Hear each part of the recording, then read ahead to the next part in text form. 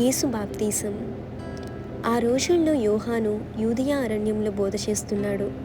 అతడు ఇలా చెప్పాడు, పశ్చాత్తాపపడుడి, ఎందుకంటే పరలోక రాజ్యం సమీపించింది అని. అయితే ప్రజలు తమ పాపాలను ఒప్పుకొని యోర్దాను నదిలో యోహాను చేత బాప్తీసం పొందారు. యోహాను దేవుని మార్గాన్ని సిద్ధం చేయుటకు పంపబడినవాడు. అయితే అదే సమయంలో యేసు గలిలయ నుండి యోర్దాను నదికి వచ్చాడు. యోహాను చేత బాప్తీసం పొందాలని యేసు వచ్చాడు.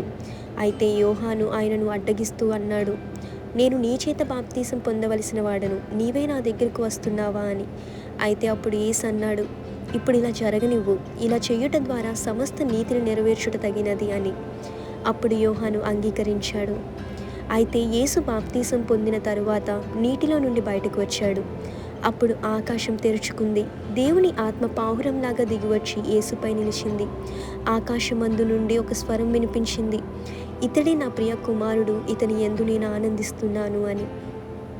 బైబిల్ వాక్యం ప్రకారం, ఇదిగో ఈయనే నా ప్రియ కుమారుడు, ఈయన యందు నేను ఆనందించుచున్నానని ఒక శబ్దం ఆకాశము నుండి వచ్చెను. మత్తాయి 3:17. యేసు పాపరహితుడైన విధేయత చూపించాడు. దేవుని చిత్తానికి లోబడటం నీతికి గుర్తు. దేవుడు విధేయతను చూసి ఆమోదం ప్రకటిస్తాడు. అయితే యేసు తన సేవను విధేయతతో ప్రారంభించాడు. మన జీవితంలో కూడా దేవుని చిత్తానికి లోబడితే ఆయన ఆనందిస్తాడు. ఆమేన్.